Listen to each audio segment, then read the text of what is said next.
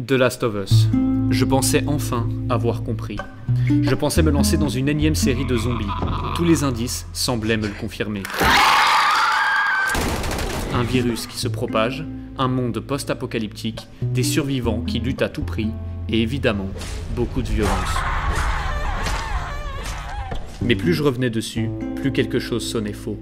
Au plus profond je me plongeais dans l'œuvre, au plus j'étais curieux de comprendre ce qu'elle avait encore à me cacher. À chaque nouveau gameplay, chaque nouvelle vidéo-analyse, chaque documentaire sur les créateurs, une même conclusion me frappait en plein visage. J'avais tout faux sur The Last of Us. 'Cause I'm wrong.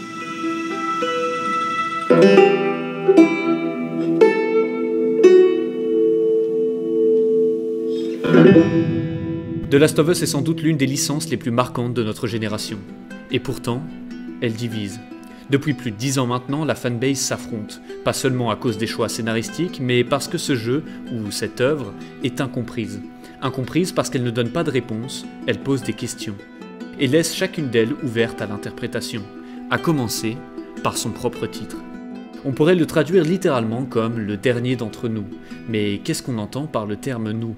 Quand j'ai découvert cette œuvre pour la première fois en 2013, l'approche était claire. Un nouveau jeu de zombies dans la continuité de ce qu'on suit avec The Walking Dead, World War Z, Je suis une légende ou Black Ops. Des humains qui doivent survivre face à des infectés, des mutants, des rôdeurs.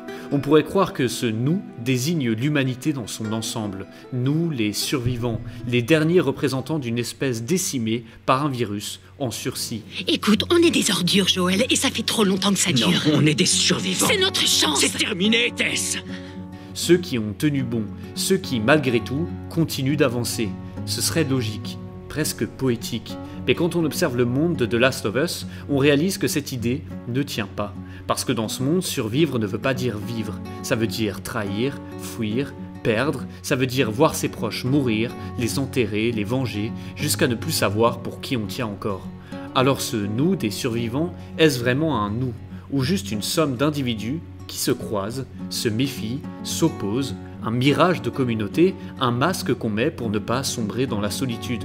Parce que l'humanité ne fait plus bloc, elle ne résiste pas à un ennemi commun, elle s'entre-déchire. Les survivants n'unissent pas leurs forces, ils montent des groupes, des clans, des armées, et ils s'entretuent, pour du territoire, pour des ressources ou pour du pouvoir.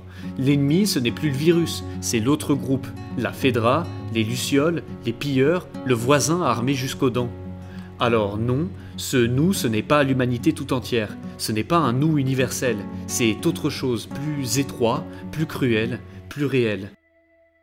Et si le nous, ce n'était ni un peuple, ni une génération, ni un groupe social, et si c'était juste les gens qu'on aime, les derniers des nôtres, ceux pour qui on est prêt à tout, ceux qu'on protège coûte que coûte, ceux qui restent quand tout le reste a disparu.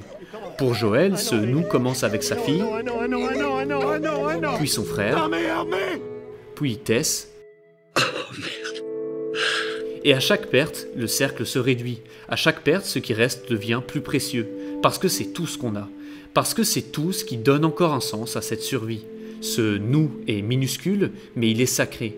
Il justifie tout, même l'injustifiable. Qu'est-ce que t'as foutu? Je l'ai sauvé. C'est ce qui fait de Joël un personnage aussi bouleversant. Il n'est pas un héros, il n'est pas un monstre, il est un père qui a tout perdu. Tellement perdu qu'il refuse de s'attacher à nouveau. Qui sait aujourd'hui que dans un monde aussi brutal et sans pitié que The Last of Us, avoir des proches, des gens à qui on tient, ça devient rapidement plus une faiblesse qu'une force. Un constant rappel de tout ce qu'on a déjà perdu. Une obligation de se remettre à découvert, vulnérable. Je vais te raconter une histoire. Il y a très longtemps, je me suis pas mal attaché à quelqu'un. C'était un partenaire. Quelqu'un que je devais protéger. Mais dans ce monde, ce genre de conneries n'apporte qu'une chose. Se faire buter. Alors tu sais ce que j'ai fait? J'ai bien réfléchi. Et j'ai décidé de rester tout seul. Bill, c'est pas ça, c'est... Mon cul. C'est exactement comme ça. Et c'est pour ça que lorsqu'il rencontre Ellie, il ne peut s'empêcher de revoir sa fille. Un instinct paternel qui reprend le dessus et qu'il essaye d'ignorer, d'enfouir le plus possible, avec les actes d'abord, se comporter avec distance, indifférence, puis avec les mots pour s'en détacher. Tu n'es pas ma fille. Et je ne suis sûrement pas ton père. jusqu'à vouloir la rejeter pleinement, Alors il est grand temps de se séparer. pour essayer de fuir avant de perdre. Car être seul, ça fait peur, ce qu'Ellie avoue elle-même craindre le plus. J'ai peur de finir toute seule. Mais pour Joël, aussi douloureux que soit la solitude, ce n'est rien à côté de la douleur de perdre un des siens à nouveau. Je suis désolée pour ta fille, Joël. Mais moi aussi, j'ai perdu des proches. Tu ne sais absolument pas de quoi tu parles. Mais on ne contrôle pas ses instincts, on ne contrôle pas qui on est, Joël s'attache, et quand il s'attache, il refuse de perdre. Alors il tue, alors il ment, Je te le jure. alors il est prêt à tout sacrifier pour préserver une seule vie. Et on le comprend, même si on le condamne. Parce que dans ce monde, l'échelle morale est brisée, la boussole éthique a été remplacée par un réflexe ancestral, protéger les siens. The Last of Us, ce n'est pas une histoire de zombies, c'est une histoire de frontières. La frontière entre les miens et les autres. La frontière entre ce que je suis prêt à faire et ce que je ne suis plus prêt à perdre. On se bat pour les nôtres et les autres font pareil. Faut tuer pour survivre. Tout comme nous. On doit s'occuper des nôtres, à n'importe quel prix. Et c'est là que la série nous bouscule. Parce qu'elle ne te dit jamais qui a raison, elle veut te le montrer. Elle te met dans la peau de Joël, puis d'Ellie, puis d'Abby, et elle t'oblige à ressentir la même rage, la même peur, le même amour tordu et dévasté. Elle te force à comprendre ceux que tu voulais haïr, à accepter ceux que tu voulais juger, à te forcer d'admettre qu'ils ne sont ni pires ni meilleurs, parce que toi aussi tu as un nous, et tu sais que si on s'en prenait à eux, tu pourrais faire pareil. Peut-être que The Last of Us ne parle pas du dernier homme sur Terre, mais du dernier de tes proches, le dernier qui te donne une raison de continuer. Et quand tu le perds, cette raison disparaît. Quand tu le perds, tu finis le dernier de ton groupe, le dernier parmi tous ceux que tu aimais, tu es le dernier d'entre eux. Mais en grandissant, j'ai pensé à une autre hypothèse, plus subtile, plus temporelle. Et si le nous, c'était la génération de Joël, les derniers à avoir connu le monde avant l'apocalypse, avant le chaos, avant les infectés, ceux qui se souviennent encore d'un cinéma, d'une école, d'un café entre amis, ceux qui ont connu la musique dans un salon et pas dans une cachette, ceux qui peuvent dire à quoi ressemblait une vie normale et qui en souffrent, justement parce qu'ils savent ce qu'ils ont perdu. Joël fait partie de cela, il est un vestige, un survivant du monde d'avant. Ellie, elle, est née après. Elle n'a rien vu de tout ça. Elle hérite d'un monde en ruine, elle ne connaît que la peur, la violence, le silence des villes mortes. Et c'est ce gouffre générationnel qui rend leur lien si fort. Joël transmet, Ellie reçoit, il lui donne ses peurs, ses souvenirs, sa guitare, il lui donne tout ce qui lui reste. Elle est pour toi. Oh non, je saurais même pas comment la tenir. Que je t'apprendrai à en jouer.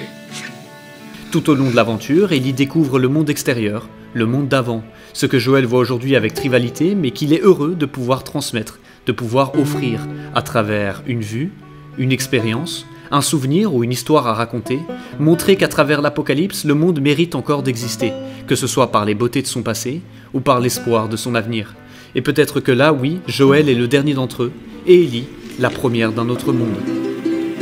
T'as aimé ton cadeau? J'ai adoré, putain. Eh ben, tant mieux. Et cette théorie m'avait convaincu, satisfaite dans la compréhension de cette œuvre, jusqu'à il y a quelques semaines à peine, lorsque pour l'occasion de l'arrivée de la saison 2 de la série sur HBO, je me suis replongé une fois de plus dans cet univers immense de The Last of Us. J'ai allumé mon ordi, joué une nouvelle trentaine d'heures et j'ai pensé... Et si le titre ne parlait pas de qui sont ceux qui restent, mais de ce qu'il reste en nous? Car last en anglais ce n'est pas seulement le dernier dans une liste, ça peut aussi se traduire par le verbe ceux qui restent, ceux qui durent, ceux qui survivent. Et si The Last of Us ne désignait pas les derniers humains, mais ce qu'il reste en nous d'humains quand tout est détruit? Pas nos corps, pas nos groupes, mais nos émotions, nos choix, notre capacité à aimer ou à haïr. Dans la partie 1, on vit la guérison de Joël après le deuil. 20 ans après avoir perdu sa fille au début de l'apocalypse, nous retrouvons Joël ayant passé les 3 premières phases du deuil. Encore en dépression, le premier opus nous amène à parcourir les phases de résignation, d'acceptation et de reconstruction.